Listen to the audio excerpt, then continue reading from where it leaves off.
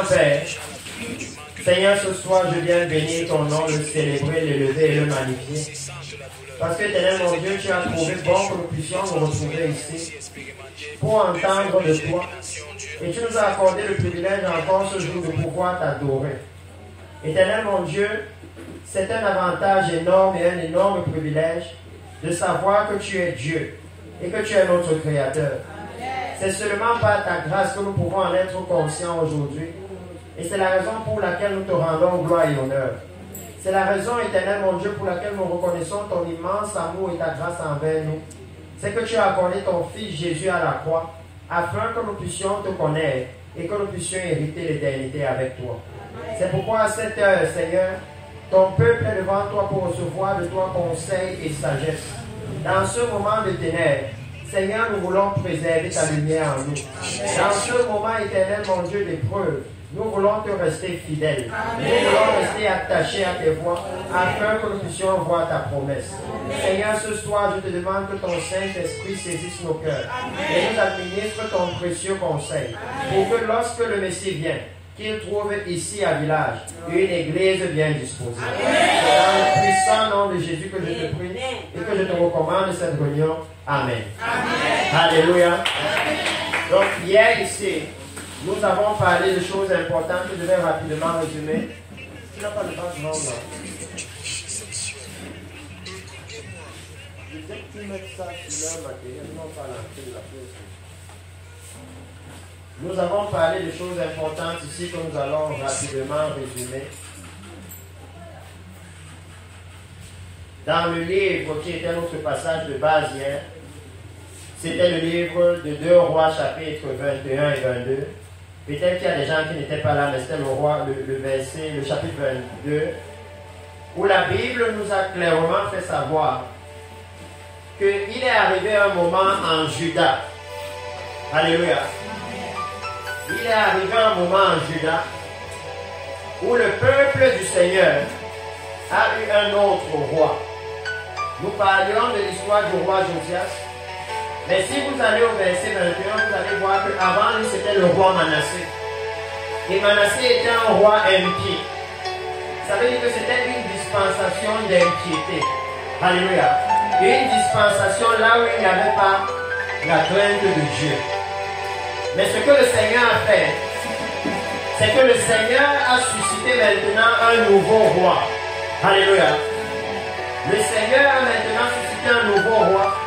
Et la Bible dit que quand il est venu, et je souhaiterais que lorsque nous partageons ici aujourd'hui, que nous puissions avoir ces paroles qui nous disent dans le livre de Thessaloniciens, que si nous recevons la parole comme la parole de Dieu, alors c'est là qu'elle aura un effet dans notre vie. Alléluia. Parce que la Bible est là, mais encore faut-il que quand nous la lisions, que nous l'appliquions à nous-mêmes. Alléluia. Nous aussi, nous pouvons voir le temps dans lequel nous sommes.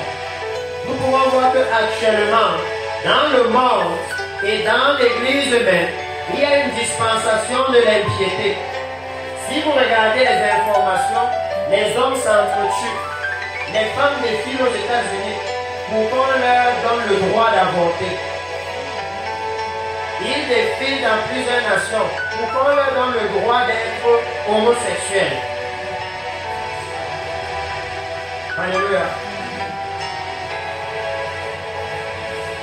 Et à ce moment-là, c'est le moment où le Seigneur, lui, il nous dit dans la Bible que lui, il est en train de venir chercher son peuple. Alléluia. Ça veut dire que c'est le moment où il établit un certain standard pour l'Église. C'est le moment où il a certaines attentes de l'Église. Et la Bible nous dit que lorsqu'il y a eu une dispensation d'impiété, je veux résumer ce qu'on a vu hier.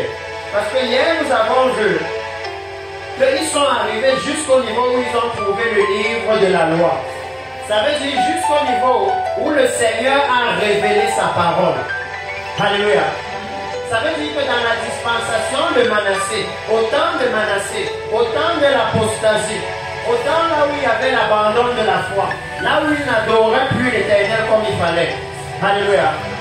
La loi de l'Éternel était perdue. La parole de Dieu était perdue. Elle avait disparu. Alléluia. Et aujourd'hui, dans le temps dans lequel nous sommes, c'est littéralement la même chose que nous vivons. Je viens d'en parler à la radio Bonne Nouvelle. Parce que nous vivons à un moment où l'Église n'est plus basée sur la parole de Dieu. L'Église est basée sur des soi-disant songes et visions. Et la parole de Dieu a été mise de côté.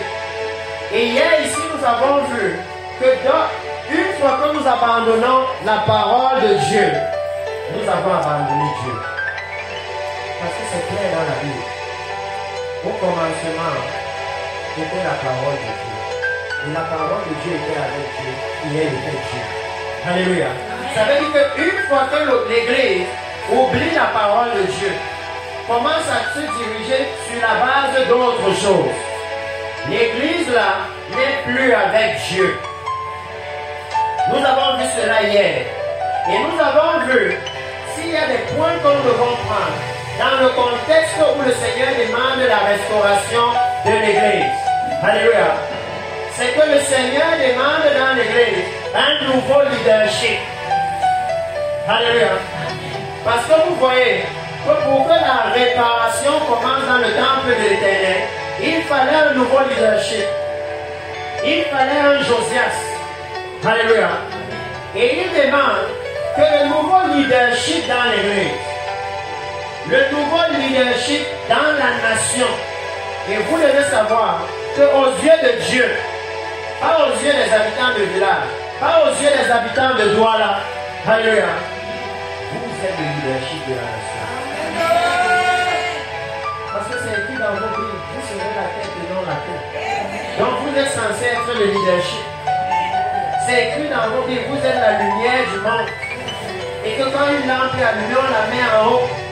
Alléluia. Vous êtes censé être le leadership. Et on voit ici le Seigneur dire qu'il veut un nouveau leadership. Alléluia. Il dit qu'il veut un leadership qui va marcher dans les voies de David. David, dont la Bible disait qu'il était l'homme selon le cœur de Dieu. Alléluia. David, quand vous regardez l'attitude de David, David ne supportait pas l'injustice. Alléluia. David n'était pas dans la rébellion. David était repentant. Quand on a montré à David son péché, il n'a pas contesté. Il n'a pas dit je suis le roi, comment tu peux me parler comme ça? Il a commencé à se repentir. Alléluia. Dans l'Église, on peut voir quelles sont les caractéristiques du leadership que Dieu veut. Alléluia. Dieu demande maintenant un nouveau leadership. Et il dit que le leadership là, il fit ce qui était droit aux yeux de l'Éternel. Ça veut dire que Dieu demande un leadership dont la vie est en accord avec la parole de l'Éternel. Alléluia. Il dit que voilà le leadership qui peut restaurer l'Église. Alléluia. Et là, tout le monde peut voir que oui, il y a un problème dans l'Église globalement. Sur le plan national, il y a une chute au niveau de leadership. Sur le plan national. Parce que le Bouddha dit que la parole de Dieu sera au centre de ce que nous allons partager. L'importance de la parole de Dieu. Vous ne pouvez pas faire ce qui est droit aux yeux de Dieu si vous ne savez pas ce qui est droit aux yeux de Dieu. Alléluia. L'importance de la parole de Dieu. Et vous voyez qu'il dit, il marcha dans toute la voie de David son père, sans se détourner ni à droite ni à gauche. Laissez-moi vous expliquer ce que ça veut dire. Ça veut dire que quand Josias est venu au pouvoir, Josias, je vous ai expliqué ça ici hier, que la Bible dit qu'il n'appartient pas à l'homme pendant ses jours de diriger lui-même ses pas. Alléluia. Josias ne pouvait rien faire d'autre que suivre un chemin qui était déjà tracé. Alléluia. Et il a suivi le chemin de David. Si vous regardez les rois d'Israël à la même période, la Bible va toujours vous dire qu'ils ont commis les mêmes péchés que Jéroboam. Eux aussi, ils suivaient seulement une voie qui était déjà établie. Alléluia. La vie de l'homme, c'est ça.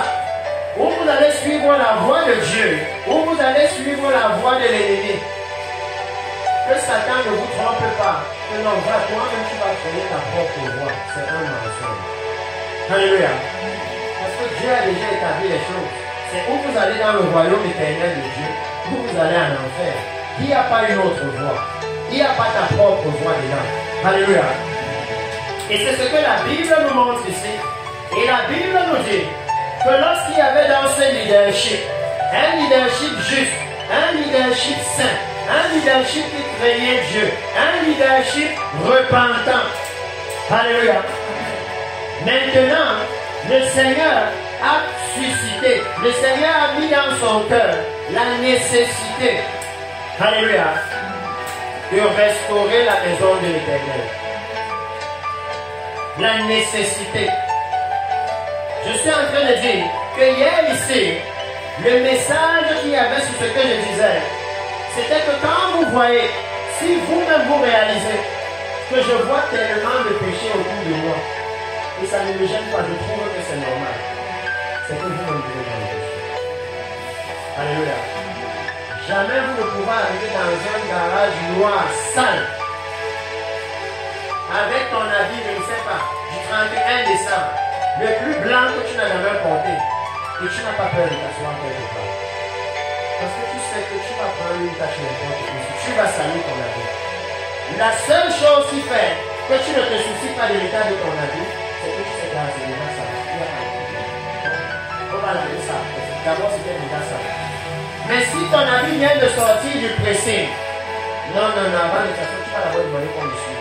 Même si tu ne vois pas la saleté, tu vas te le suivre d'abord. Parce qu'on est dans un endroit qui est censé être ça. Alléluia.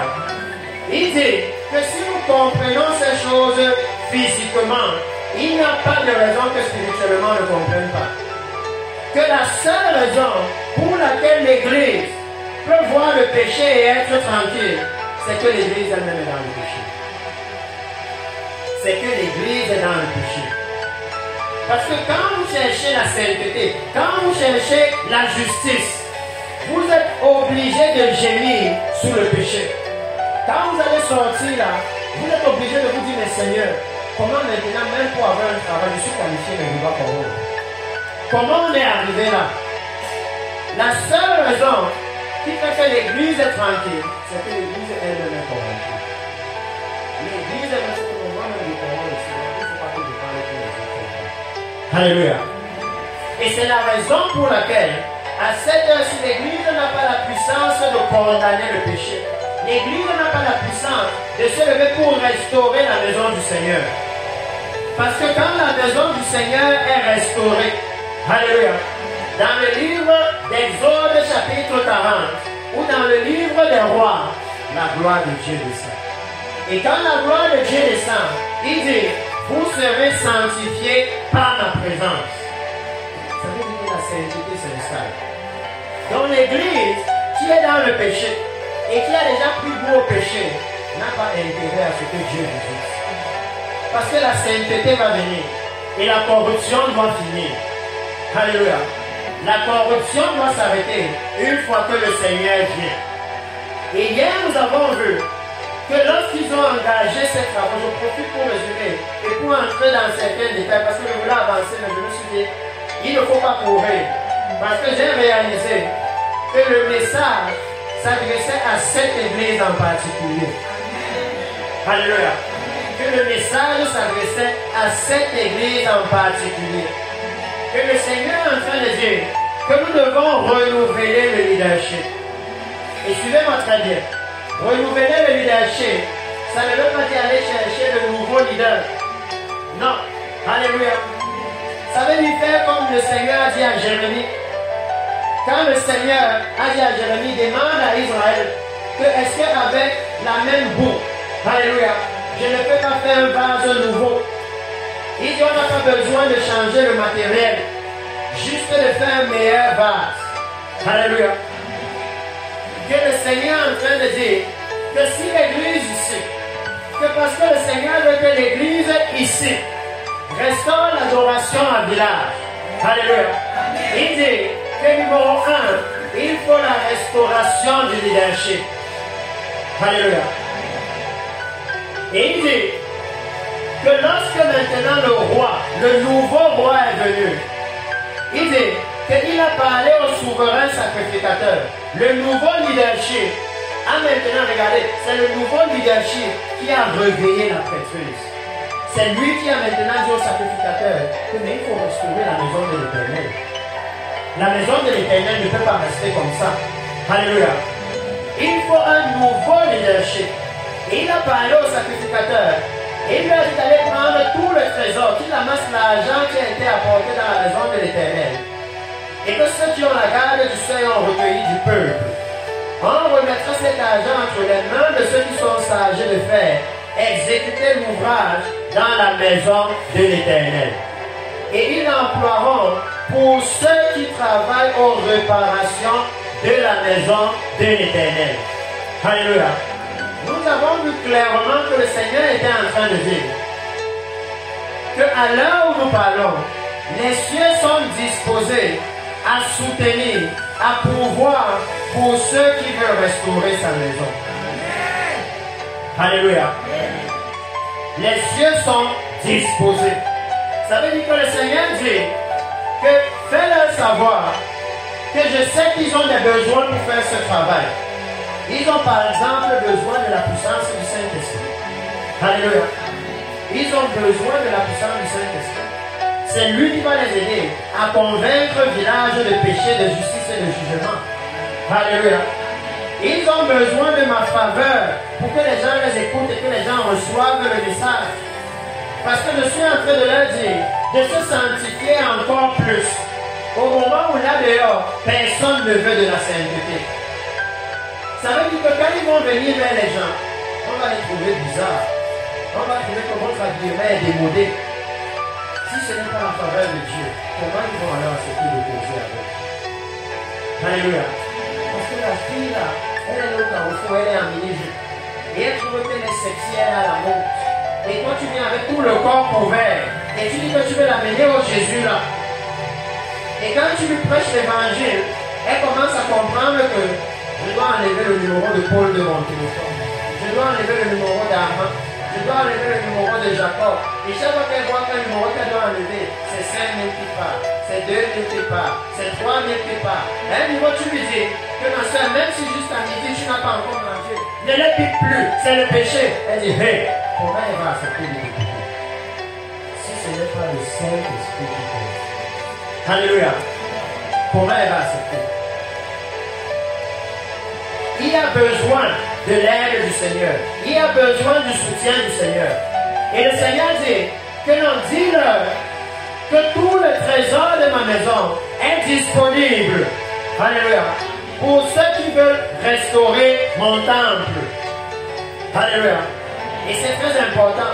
Parce que quand nous partageons ce message, ça veut aussi dire que si le Seigneur demande que son temple soit restauré, ça veut dire que Dieu veut visiter son temple.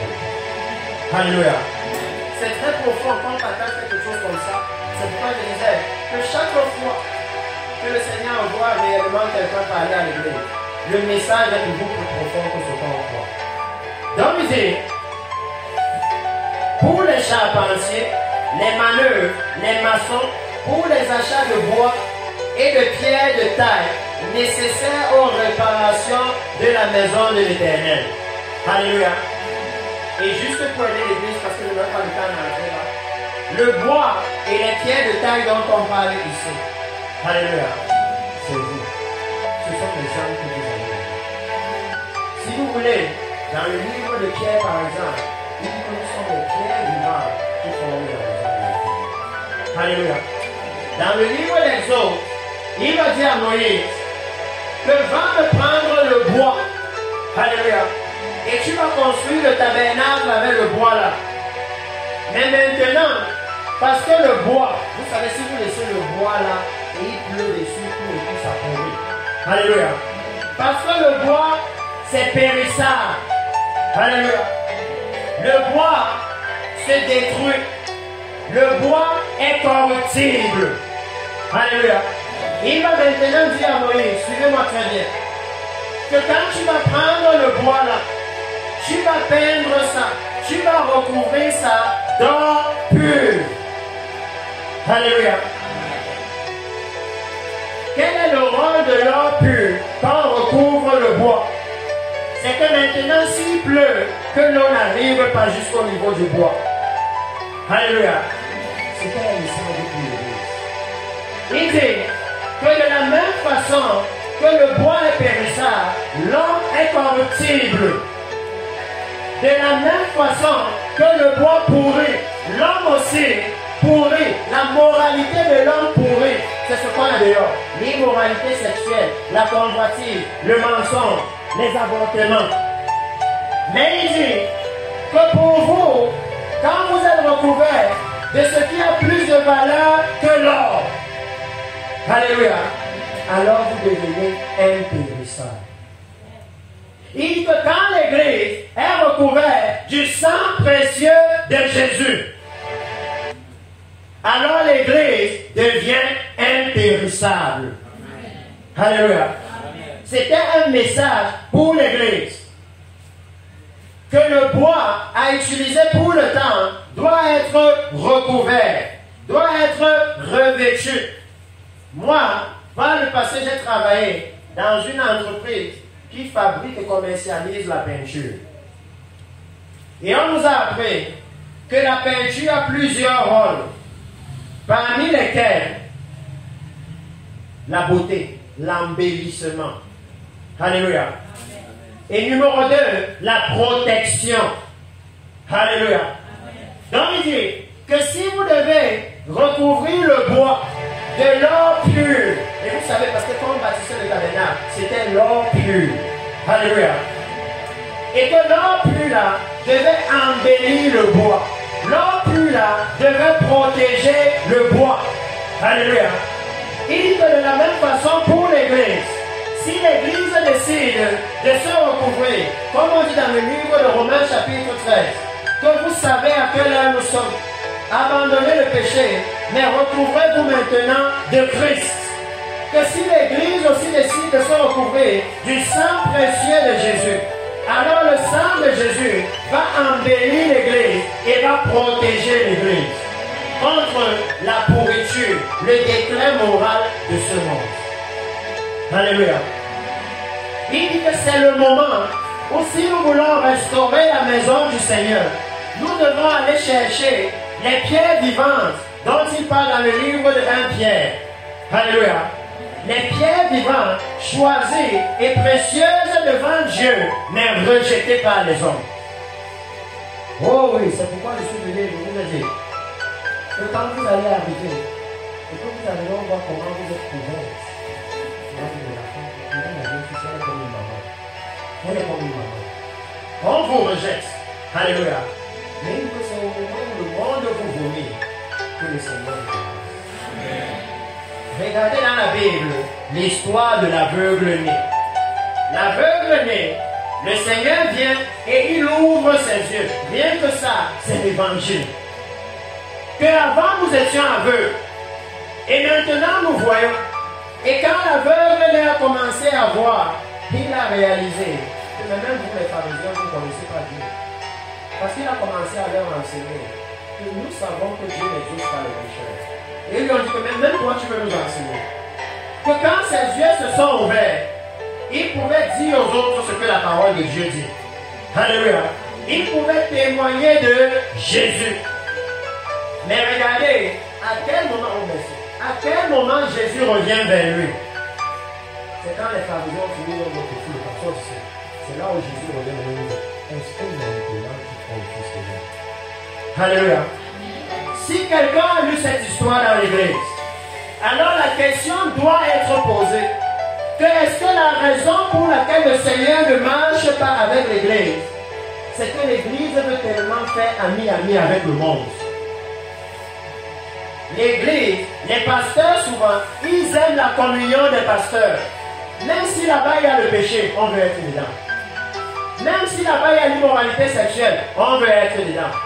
L'aveugle né, quand il a commencé à voir, alléluia, la communion des pasteurs a lieu. Maintenant, toi, tu veux déjà nous enseigner.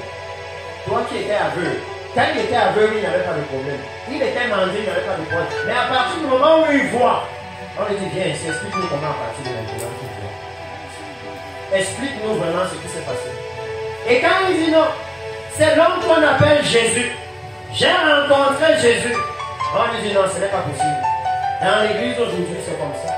Quand un pasteur décide que moi je vais marcher dans la justice, j'ai décidé que je ne suis plus dans le désordre.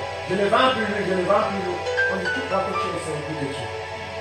Tu crois que quand même nous on avait parlé comme toi. Oh oui, aujourd'hui. Et souvent les pasteurs, parce qu'ils n'ont pas le courage de marcher seuls avec le Seigneur, ils repartent. Parce que vous connaissez avec moi que les mauvaises compagnies corrompent les bonnes choses. Vous connaissez avec moi. Alléluia. Vous connaissez avec moi que les mauvaises compagnies corrompent toujours les bonnes mœurs. Et ici, il dit que non, il y a certaines personnes qui vont aller chercher le bois, qui vont aller chercher les pierres de taille nécessaires aux réparations de la maison de l'Éternel. Ça veut dire qu'il y a des âmes là-dehors qui sont nécessaires à la réparation de la maison de l'Éternel. Il y a des âmes, même à l'église, que nous devons recouvrir du sang de Jésus. Alléluia. Pour qu'ils deviennent incorruptibles. C'est le gros problème de l'église à cette heure. C'est la corruption morale.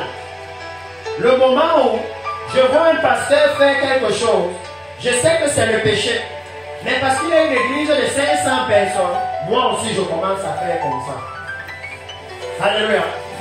C'est pourquoi je dis, nous devons connaître l'Éternel. Nous devons nous souvenir que le Dieu que nous servons, au moment où la terre était peuplée, presque comme aujourd'hui, il a détruit tout le monde, il a sauvé 8 personnes. Ça veut dire que sa priorité, ce n'est pas la plus grande église. Sa priorité, c'est l'église la plus sainte. Alléluia. Nous devons bien comprendre le Dieu que nous servons. Sa priorité, c'est ça. L'église la plus sainte. Donc, il dit qu'il y a le matériel. Il y a ceux qui vont aller chercher ce matériel. Le Seigneur élève ici l'évangélisation. Ceux qui vont aller gagner les âmes pour le Seigneur. Il dit que pour eux, je vais disposer tout ce qu'il faut. Pourquoi? Parce que le Messie est en train de venir et qu'il doit trouver des gens qui l'attendent. Alléluia. Il doit. Je veux que nous puissions bien comprendre le temps dans lequel nous sommes. Regardez, nous sommes dans l'Ancien Testament. Et je suis sûr que tout le monde a remarqué que dans l'Ancien Testament, nous parlons de la grâce. Alléluia. Parce que s'il y avait un gros problème dans l'église, c'est le moment de la confusion. Et on a dit, non, ça c'était la loi. Non, là-bas c'était la grâce. Non, la grâce de Dieu est dans toute la parole de Dieu.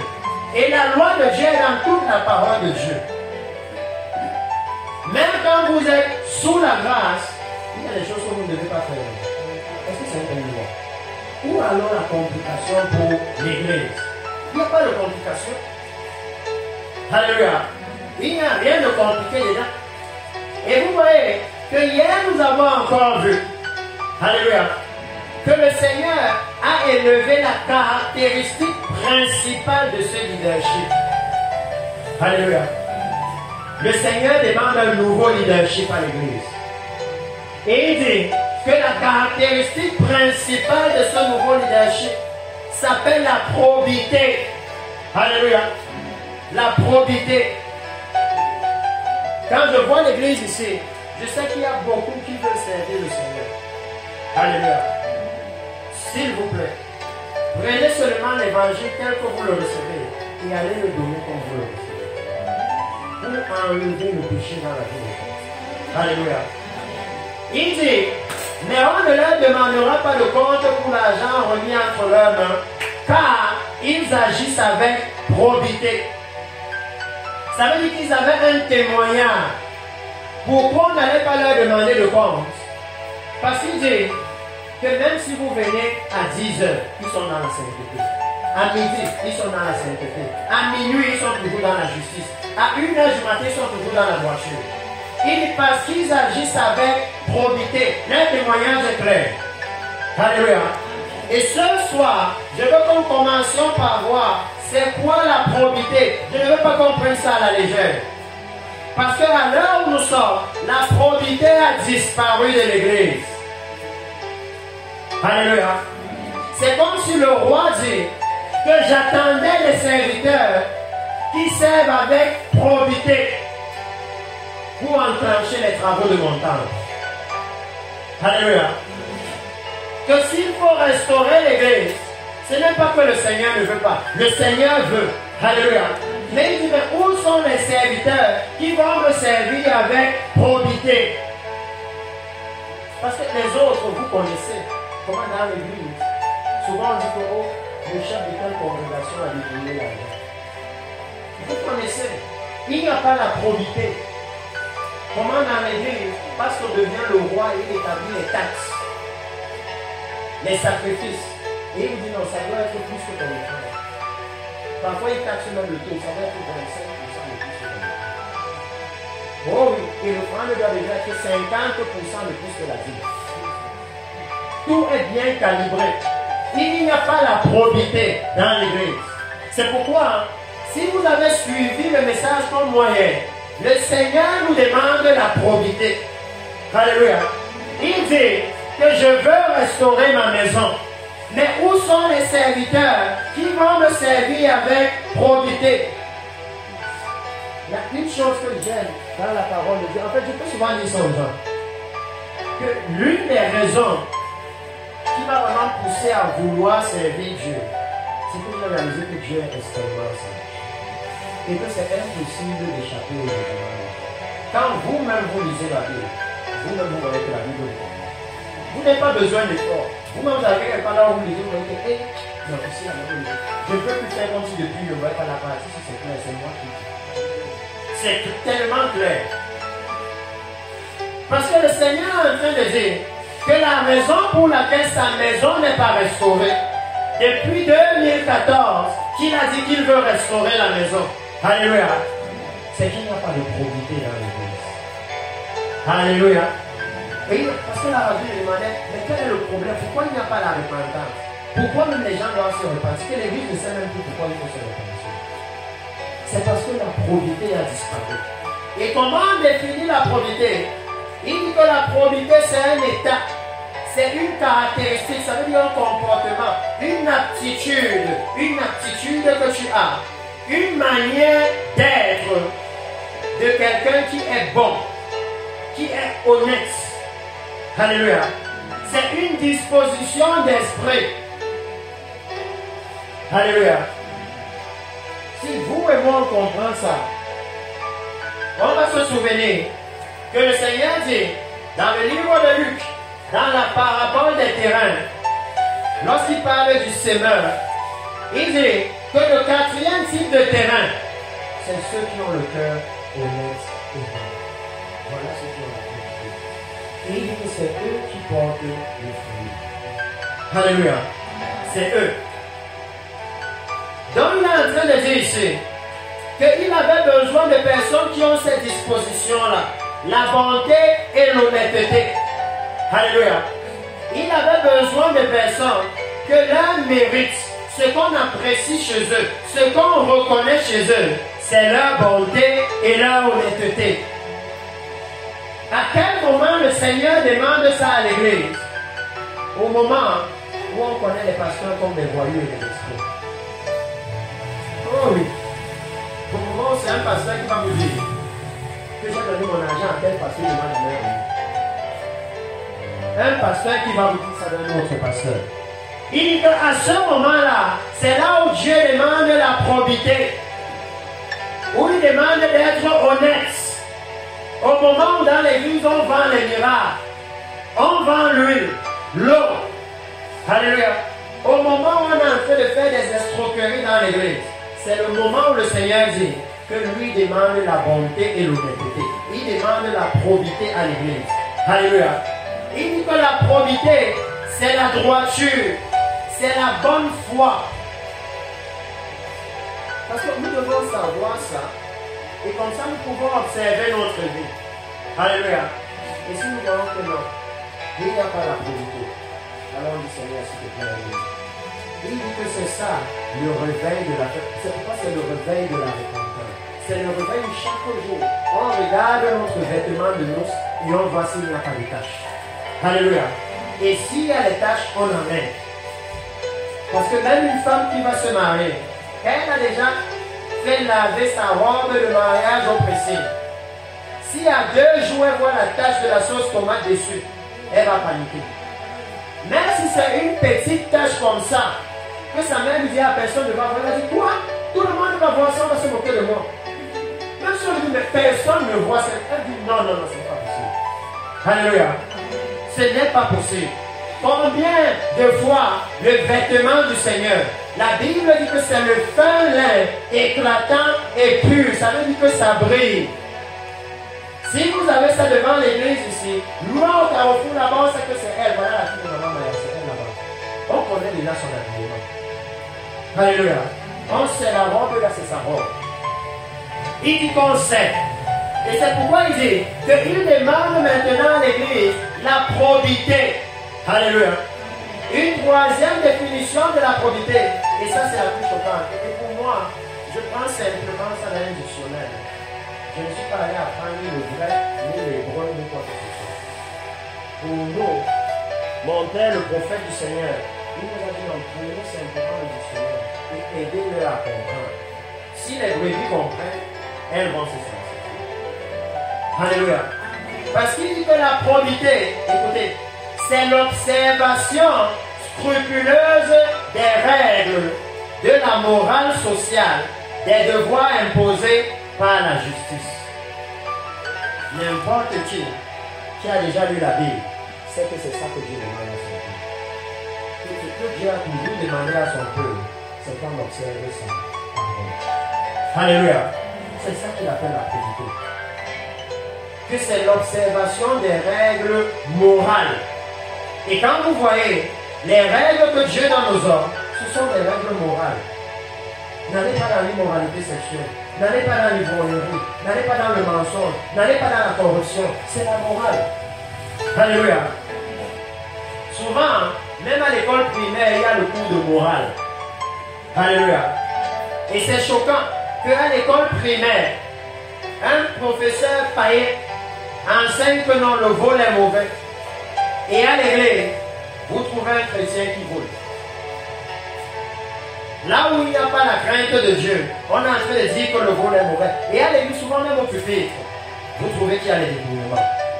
Et il dit, l'observation scrupuleuse des règles de la morale sociale, des devoirs imposés par la justice. Précieux peuple, depuis que nous avons reçu le Seigneur, depuis que nous sommes devenus le peuple du Seigneur, est-ce que nous avons observé scrupuleusement la parole de l'Éternel? Alléluia. Parce qu'il dit que voilà les gens qu'il cherchait. Ce sont les gens qui observent scrupuleusement sa parole. Vous pouvez trouver ça même dans le livre de Deutéronome. Comment le Seigneur va leur parler et qu'il va leur dire la même chose. Alors même, dans le livre de Deutéronome, chapitre 11, verset 9. L'observation de la parole de l'Éternel a toujours été au centre de ce que le Seigneur veut faire avec son peuple. L'observation de la parole de l'Éternel. Regardez ce qu'il dit. Deutéronome. Je vais même commencer. Même au verset 1. En fait, c'est partout dans le livre de Deutéronome. Chapitre 11, verset 1, il dit. Tu aimeras l'Éternel ton Dieu et tu observeras toujours ses préceptes, ses lois, ses ordonnances et ses commandements. Alléluia. Il établit que ici il demandait quoi à Israël? La probité. Alléluia. Il demandait à Israël la probité. Et quand il dit qu'on ne leur demandera pas de compte, alléluia, il dit que ceux qui marchent dans la probité ne vont pas voir le jugement de Dieu.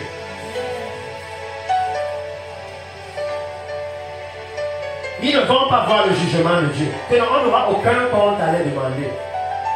Vous ne pouvez pas venir demander comment on a un comptable ici, un frère qui m'a dit qu'il est comptable. Seulement si on soupçonne que les comptes sont falsifiés, Maintenant, on cherche un expert comptable qui vient nous éviter l'entreprise aussi. Mais quand on vient, on voit que tout est clair. Alléluia. Il n'y a pas besoin de faire le dire. Non, c'est clair. On voit que 5 frères sont ici, 5 frères encore là-bas. 10 frères, on voit que c'est clair. Alléluia. Il dit que c'est la même chose pour ces personnes, pour le leadership que le Seigneur demande. Il dit que c'est un leadership qui doit servir le Seigneur avec probité. Alléluia. Qui doit gérer le peuple du Seigneur avec sérieux. C'est un leadership qui doit travailler sérieusement dans les voies du Seigneur. Et regardez ce qu'il dit. Parce que si vous lisez tout le livre de Deutéronome, vous allez voir ça partout. Mais dans Deutéronome chapitre 11, vous allez voir l'importance de la probité. Alléluia. Parce que je vous ai défini ce que c'est. Et je vous ai dit que ceux qui marchent avec probité, ceux qui observent scrupuleusement les commandements du Seigneur, ne vont pas voir le jugement. Alléluia. Ils ne vont pas voir le jugement. Regardez ce qu'il ajoute maintenant dans Deutéronome chapitre 11. Il a dit, regardez le langage du Seigneur. Reconnaissez aujourd'hui ce que n'ont pas pu connaître et voir vos enfants. Les châtiments de l'Éternel, votre Dieu, sa grandeur, sa main forte et son bras étendu, ses signes et ses actes qu'il a accomplis au milieu de l'Égypte contre Pharaon, roi d'Égypte, et tout son pays. Reconnaissez ce qu'il a fait à l'armée d'Égypte, à ses chevaux et à ses chars, à comment il a fait couler sur eux les eaux de la mer Rouge lorsqu'il vous poursuivait et qu'il les a détruits pour toujours. Alléluia. C'est un langage pour l'Église aujourd'hui. Le livre-ci, c'est le livre de celui qui était, qui est et qui vient. Ça veut dire que la Bible, c'est le seul livre qui a la capacité de toujours être d'actualité. Alléluia. La Bible n'est jamais obsolète. Elle est toujours d'actualité.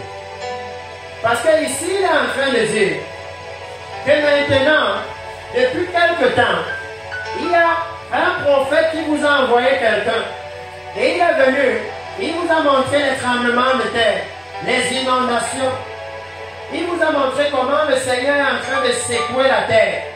Afin que les choses du monde qui vous poursuivaient là, les voitures et les grandes maisons, qu'on ne veut pas enlever de nos cœurs, qu'on puisse comprendre que tout ça sera détruit et qu'on soit délivré. Oh oui, parce que je sais que quand on vient, on montre souvent ces choses, souvent on ne comprend pas. On croit que c'est le film. Pourtant, il y a un message. Que le Seigneur est en train de nous montrer que ces choses ne sont pas éternelles. Ces choses ne peuvent finalement sauver personne. Il y a beaucoup, comme je souvent dit, même des témoignages que vous n'avez pas vus. Là où on vous montre l'inondation, le prophète du Seigneur a annoncé l'inondation aux États-Unis. 2 mois avant, 2 mois jour pour jour après, ça a eu lieu. C'est passé aux informations. Et vous voyez un Américain dans la grosse voiture que nous on convoite. Et l'eau est déjà montée, l'eau est montée. Et après il décide que laisse-moi sortir par la fenêtre, j'abandonne la chose aussi. Que le moment où il faut sauver sa vie, la grosse voiture là, pour laquelle on peut mentir, on peut voler, insulter les gens, ça ne peut pas nous sauver. Ça, il y a un message derrière. Que le jour là, ça ne peut pas nous sauver. Vous voyez le prophète de l'Éternel annoncer le feu, un incendie qui va se déclarer en Grèce. Et quand l'incendie arrive, vous voyez les gens courir, abandonner les voitures, sortir des maisons. Et il dit clairement dans la prophétie que certaines personnes que je vois mortes dans ces cas, vous savez pourquoi ils sont morts? C'est parce que pour fuir, ils veulent fuir avec leur argent. Le temps d'aller prendre de l'argent, toute la maison est déjà entourée par le feu. Ils ne peuvent plus sortir. Que toutes ces choses-là auxquelles le cœur des hommes est attaché, alléluia, quand il s'agit de la venue du Seigneur, quand il s'agit du jugement, aucune ne peut vous aider. Et ce sont ces choses qui corrompent le cœur des hommes. C'est pourquoi le premier ennemi du chrétien, c'est la chair, notre propre chair. Le deuxième ennemi, c'est le monde. Les choses du monde qu'on convoite. Alléluia. C'est ça qui nous amène à désobéir à la parole de Dieu. Et il dit que lorsqu'il leur a dit ça, le Seigneur leur disait que je vous ai fait voir mes œuvres. Je vous ai fait voir ma puissance pour que l'Égypte qui vous poursuivait là arrête de vous poursuivre. Pour que le monde là, qui a du mal à sortir du cœur de l'Église, que l'Église vomisse ça finalement. Alléluia. Que l'Église puisse réaliser que la valeur du monde n'est pas éternelle, c'est éphémère. Alléluia. Pourtant, le royaume que Dieu nous promet, c'est un royaume éternel. Oh oui, j'ai souvent dit que derrière chaque prophétie que vous voyez un long message, par exemple, nous sommes venus et on a montré beaucoup de tremblements de terre. Alléluia. Mais dans la Bible, il dit que le Seigneur dit qu'une fois de plus, je vais ébranler les cieux et la terre. Et je suis venu et j'ai montré à l'église ici la collision des étoiles dans le ciel et comment ça a secoué le ciel. Ça veut dire que la parole du Seigneur s'est accomplie. Une fois de plus, il a secoué les cieux et la terre. Alléluia. Mais dans la Bible, quel est le message? Dans la Bible, il dit qu'une fois de plus marque le changement des choses afin que les choses éternelles, les choses inébranlables paraissent.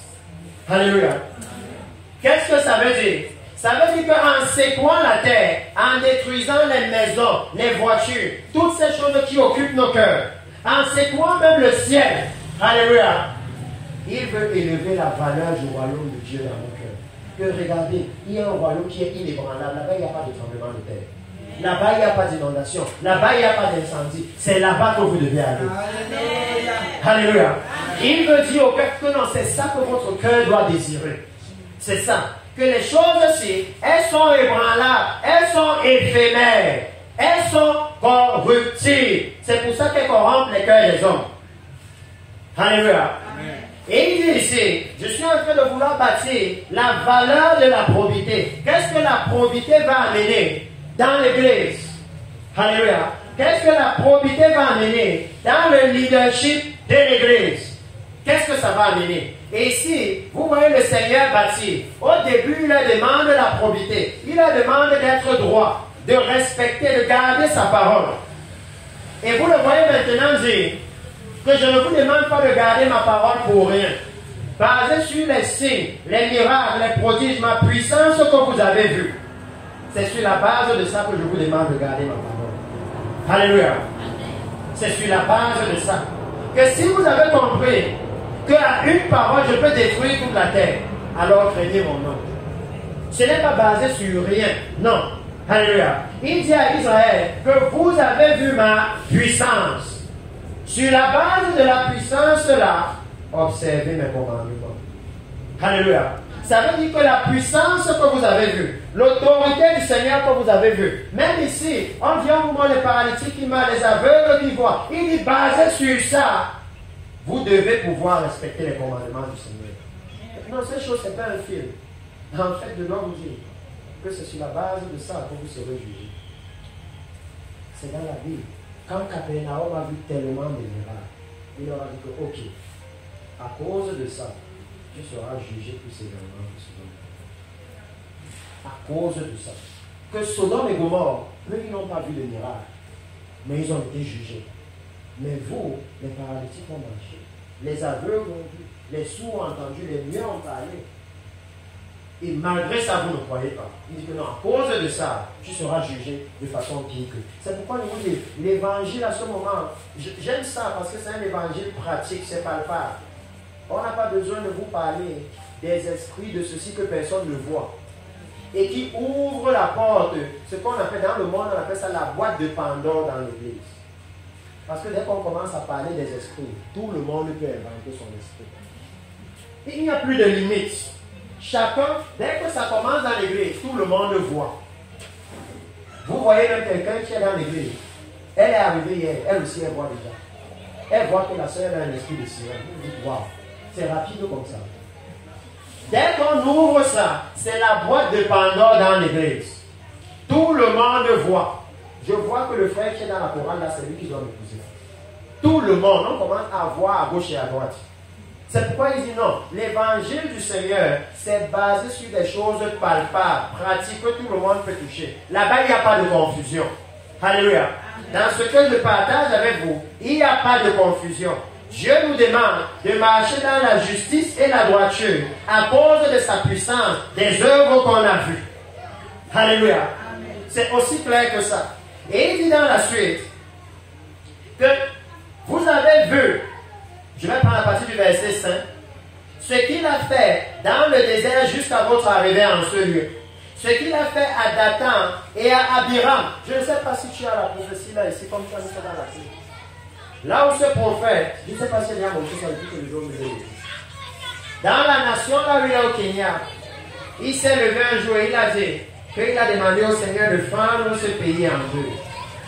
Si vous n'avez pas vu, un jour vous allez voir ça ici, laissez passer aux informations. Les informations vous ont montré que l'Afrique est en train de se fendre en deux à partir du Kenya. Et que si ça continue comme ça, l'Afrique va devenir deux continents. Nous, on a vu la prophétie des mois avant. Et il dit que dans cette génération, ça s'est aussi accompli. Comme quand Moïse avait dit que si Dathan et Abiram meurent comme tous les hommes, alors c'est que non, le Seigneur ne m'a pas envoyé. Mais si la terre ouvre sa bouche et l'avale, alors vous devez craindre l'Éternel. Ça veut dire que quand vous voyez un signe comme ça, c'est pourquoi j'ai dit à l'église ici, que chaque fois que le Seigneur parle, prenez simplement vos Bibles. Nous sommes un temps magnifique. Vous voyez quelque chose se passer, ouvrez simplement la Bible. Là où vous trouvez ça dans la Bible, c'est là où il y a l'instruction de Dieu. Ce n'est pas compliqué. Et ça balaie les faux prophètes de l'église. Parce qu'il n'y a plus moyen de venir inventer des choses. C'est pourquoi vous avez vu que hier nous avons vu que quand ils ont décidé de restaurer la maison, quand il y avait maintenant des personnes qui marchaient avec, qui vivaient avec probité, alléluia, le Seigneur a ramené sa loi. Il les a permis de retrouver sa parole. Alléluia. Pourquoi? Parce que maintenant, eux aussi, ils ont décidé de marcher avec le Seigneur. Alléluia. Parce que vous savez, Jésus dit dans la Bible qu'on ne donne pas des choses saintes aux pourceaux. Non. Sinon, ils vont fouler ça au pied. Donc, il dit qu'ils ont vu ces choses. Vos yeux ont vu toutes les grandes choses que l'Éternel a faites. Ainsi, donc, basé sur ce que vos yeux ont vu, basé sur ce que vous savez, basé sur le fait que vous avez vu, le tremblement de terre qui a détruit des milliers de maisons au Pakistan. Il dit ainsi, alléluia, vous observerez tous les commandements que je vous ai prescrits. Si vous voyez la probité que Dieu demande, c'est la même chose que la définition d'un simple dictionnaire en français. Il dit ainsi, vous observerez tous les commandements que je vous prescris aujourd'hui, afin que, regardez maintenant la puissance de la probité, afin que vous ayez la force de vous emparer du pays. Est-ce que vous avez réalisé combien l'Église est faible aujourd'hui? Souvent, ils sortent de l'église, ils vont évangéliser et le monde les évangélise. Il est allé évangéliser et quand il revient, il veut épouser la païenne qui est allée évangéliser. Que ouais, j'ai vu la femme là-dedans. Elle craint Dieu. Et le pasteur dit, elle craint Dieu. Et sa vie comme ça, il dit non, pasteur, elle va changer. Je vais la changer. Il est allé évangéliser et c'est lui qu'on a évangélisé. Qu'il n'y a plus la force dans l'église. Et le Seigneur a annoncé ça. Le Seigneur dit dans le livre de 2 Timothée, chapitre 3, que les hommes auront l'apparence de la piété, mais reniant ce qui en fait la force. Alléluia.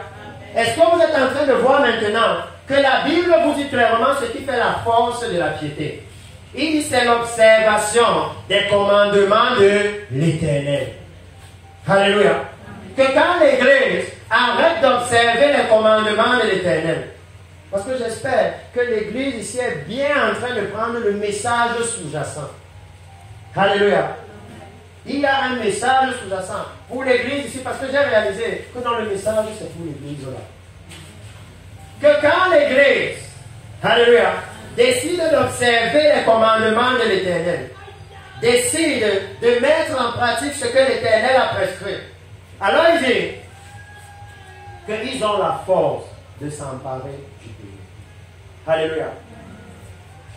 Que si ici, on veut s'emparer de villages, alléluia, ce soir vous savez comment. Si vous n'y arrivez pas, Vous ne pourrez pas dire non, c'est le Seigneur qui a fait.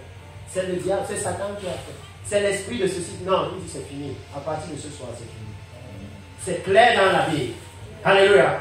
Il ne dit pas qu'un démon va vous affaiblir. Il dit non. Il dit si vous observez mes commandements que je vous prescris aujourd'hui.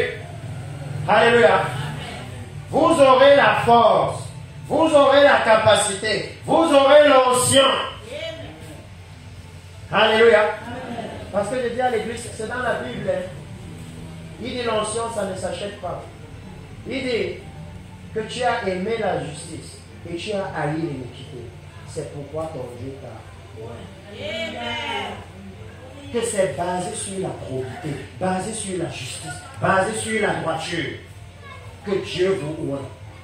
Alléluia. Et c'est ça qu'il était en train de leur dire. Que si vous décidez de mettre les commandements en pratique, d'obéir au Seigneur, de marcher dans la justice, de marcher dans la sainteté, si vous décidez d'obéir à la parole de Dieu, recherchez la paix avec tous et la sanctification sans laquelle nul ne verra le Seigneur, alors vous aurez la force de dominer sur le monde autour de vous. Amen. Alléluia.